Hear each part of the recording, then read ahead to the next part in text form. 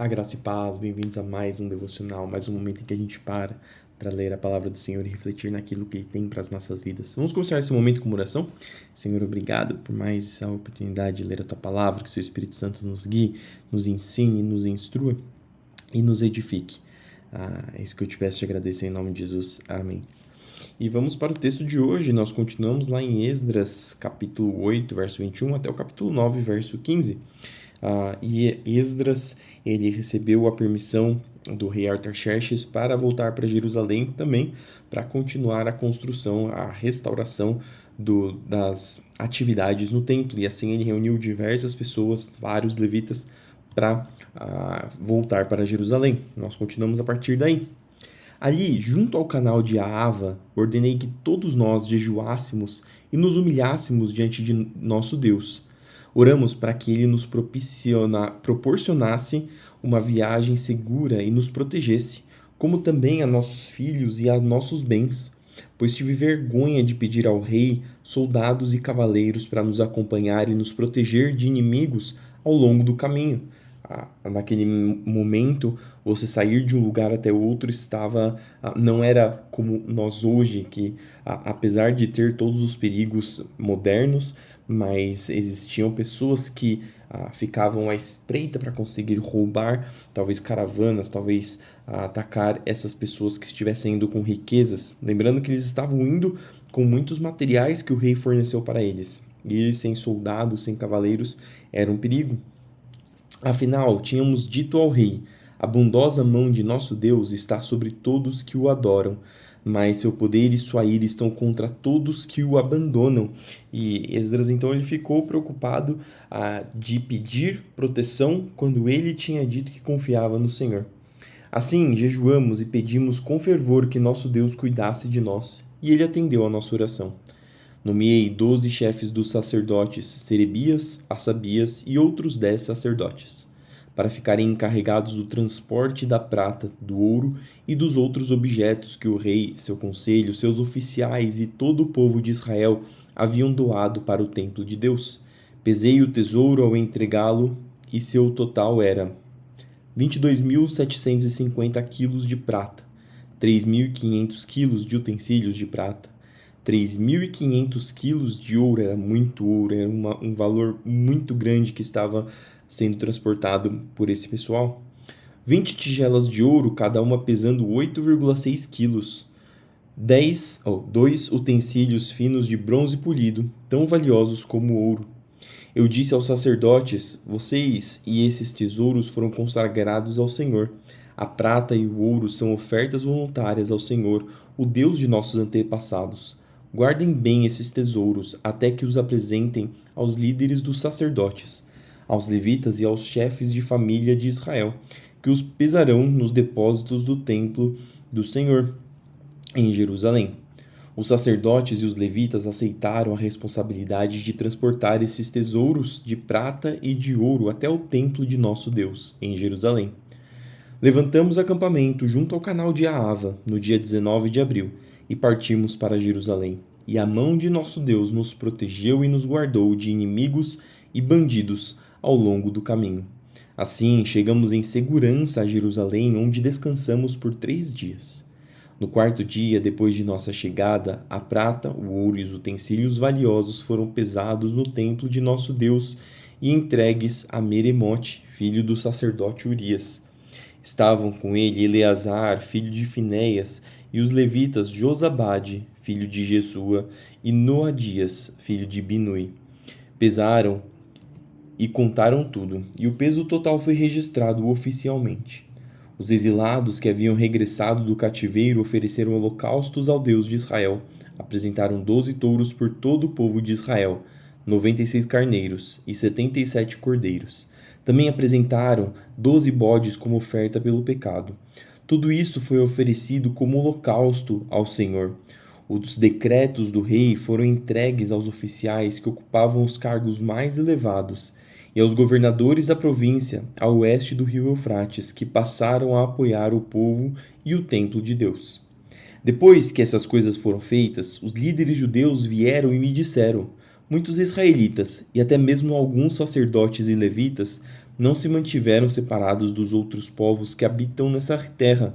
Adotaram as práticas detestáveis dos cananeus, dos hititas, dos ferezeus, dos jebuseus, dos amonitas, dos moabitas, dos egípcios e dos amorreus. Os homens de Israel se casaram com mulheres desses povos e as tomaram como esposas para seus filhos. A descendência santa se contaminou por meio desses casamentos mistos. E pior ainda, os líderes e os oficiais foram os primeiros a cometer essa infidelidade. Quando ouvi isso, rasguei minha túnica e meu manto, arranquei cabelos da cabeça e da barba e me sentei absolutamente pasmo. Então todos que tremiam diante das palavras do Deus de Israel vieram e sentaram-se comigo por causa dessa infidelidade cometida pelos exilados que haviam regressado. E olha só, eles acabaram de voltar de um castigo dado pelo Senhor. Eles foram exilados pela infidelidade que tiveram para com Deus. Esse foi o castigo. E assim que Deus comove seu coração, os perdoa e os faz-os retornar de volta para seus lares, eles novamente continuam cometendo aquilo que fez o Senhor desagradar deles. E fiquei sentado ali, atônito, até o sacrifício da tarde. Na hora do sacrifício, levantei-me de onde havia sentado em lamentação, com as roupas rasgadas. Caí de joelho, ergui as mãos ao Senhor, meu Deus, e orei. Ó meu Deus, estou profundamente humilhado e tenho vergonha de levantar meu rosto para ti, pois nossos pecados se elevam acima de nossa cabeça, e nossa culpa chegou até os céus. Desde os dias de nossos antepassados até agora, temos vivido cheios de pecado. Por isso, nossos reis e nossos sacerdotes, fomos entregues nas mãos dos reis da terra. Fomos mortos, capturados, roubados e desprezados, como acontece hoje. Agora, porém, a graça do Senhor, nosso Deus, nos foi concedida por um breve momento. Ele permitiu que alguns de nós sobrevivêssemos como um remanescente e nos deu segurança nesse lugar santo. Nosso Deus iluminou nossos olhos e nos concedeu um pouco de alívio de nossa escravidão. Éramos escravos, mas em seu amor leal, nosso Deus não nos abandonou na escravidão. Em vez disso, fez os reis da Pérsia nos tratarem com bondade. Ele renovou nossas forças para que reconstruíssemos o templo de nosso Deus e restaurássemos suas ruínas. Deu-nos um muro de proteção em Judá e em Jerusalém. Agora, nosso Deus, o que podemos dizer depois de tudo isso? Pois mais uma vez, abandonamos teus mandamentos. Tu nos advertiste por meio de teus servos, os profetas, quando eles disseram: a terra em que estão entrando está inteiramente contaminada pelas práticas detestáveis dos povos que nela habitam. Está cheia de corrupção, de uma extremidade a outra. Não permitam que suas filhas se casem com os filhos deles. Nem tomem as filhas deles como esposas para seus filhos. Jamais promovam a paz e a prosperidade dessas nações.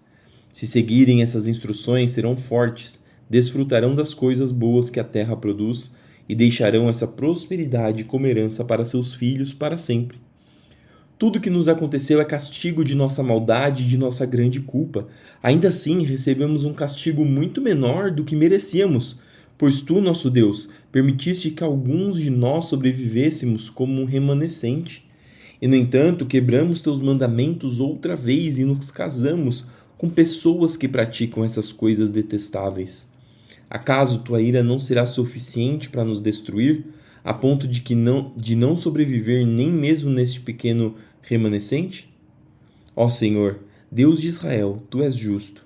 Aqui estamos diante de ti com nossa culpa, um mero remanescente que escapou, embora por sermos culpados nenhum de nós tenha o direito de estar em tua presença. E aqui a Esdras se quebrando diante do Senhor, considerando, Esdras mesmo não tinha casado com outras pessoas, mas ele sabia que eles eram um povo, e como um povo,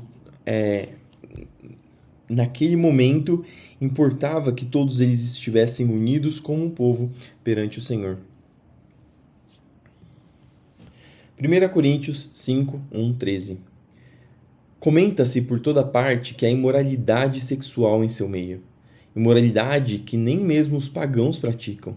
Soube de um homem entre vocês que mantém relações sexuais com a própria madrasta. Como pode se orgulhar disso?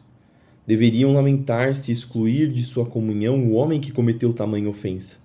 Embora eu não esteja com vocês em pessoa, estou presente em espírito. E, como se estivesse aí, já condenei este homem em nome do Senhor Jesus. Convoquem uma reunião.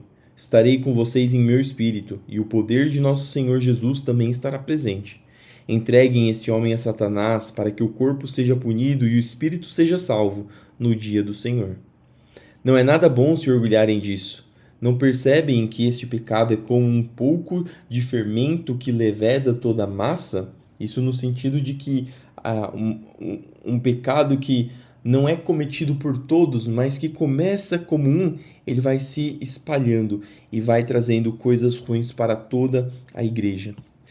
Livrem-se do fermento velho, para que sejam massa nova, sem fermento, o que de fato são. Cristo, nosso Cordeiro Pascal, foi sacrificado. Por isso, celebremos a festa não com um velho pão, fermentado com maldade e perversidade, mas com o novo pão da sinceridade e da verdade, sem nenhum fermento. Quando lhes escrevi antes, disse que não deviam se associar com pessoas que se entregam à imoralidade sexual. Com isso, porém, não me referia a descrentes que vivem em imoralidade sexual, ou são avarentos, ou exploram os outros, ou adoram ídolos. Vocês teriam de sair deste mundo para evitar esse tipo de pessoa.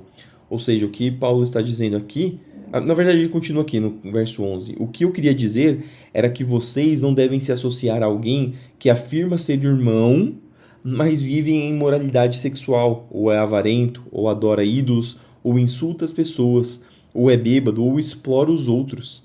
Nem ao menos comam com gente assim. É interessante notar que Paulo aqui está condenando esses tipos de ações. Ele afirma categoricamente de que cometer esse tipo de ação é pecado. Entretanto, ele faz uma distinção das pessoas que não são cristãs, que cometem esse tipo de ações e que precisam ser alcançadas. Neste caso, os cristãos deveriam ir a essas pessoas, porque como elas pregariam para essas pessoas? Ao mesmo tempo, sabendo que o mundo jaz em maldade, se nós se afastássemos de todo mundo que comete qualquer tipo de pecado contra Deus, nós deveríamos, como ele falou aqui, sair deste mundo, não conseguiríamos viver neste mundo. Aqui o que ele está falando é que se uma pessoa que se diz cristã e comete esse tipo de ato, ele deveria ser excluído do meio, porque ele se dizer cristão e cometer esse tipo de ato, ele denigre o nome do Senhor. Assim como nós vemos hoje na nossa atualidade diversas pessoas que se dizem cristãs, mas cometem atos que vão totalmente contra os ensinamentos de Cristo. Isso faz com que as outras pessoas que não conhecem a Cristo olhem para essa pessoa e falam: isso é ser cristão? Como assim? Aqui as pessoas que não são cristãs são muito melhores do que isso. Então, Paulo diz que nós deveríamos tomar cuidado com as pessoas que se dizem cristãs, mas que ainda continuam cometendo esse tipo de erro.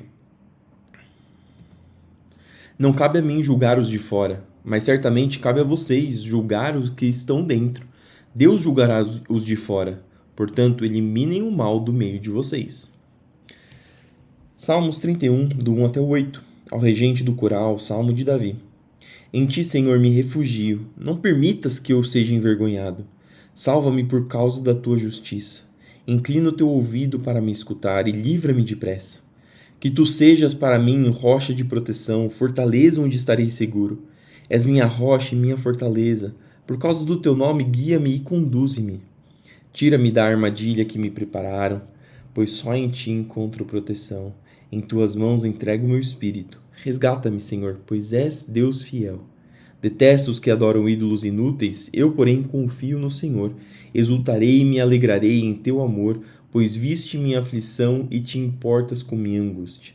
Não me entregaste a meus inimigos, mas me puseste em lugar seguro. E por fim, Provérbios 21, do 1 ao 2. O coração do rei é como canais de água controlados pelo Senhor. Ele os conduz para onde quer. Ainda que as pessoas se considerem corretas, o Senhor examina o coração de cada um.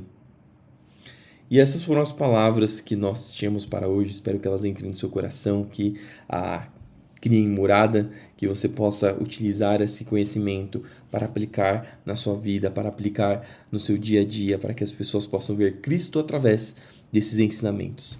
Senhor, obrigado por mais essa oportunidade de ler a tua palavra, de aprender mais de ti, que o Senhor continue falando aos nossos corações, que nós tenhamos disciplina, para que nós tenhamos sabedoria para continuar cada dia mais investigando, Senhor, a tua palavra e, Senhor, aprendendo aquilo que o Senhor tem para as nossas vidas. Abençoa o nosso dia, para que seja um dia de louvor para a tua glória, para que nós possamos ir à tua casa, louvar ao teu nome neste domingo. Abençoa aqueles que precisarão trabalhar, aqueles que precisarão estudar, aqueles que precisarão ter outras atividades e nossas atividades mesmo.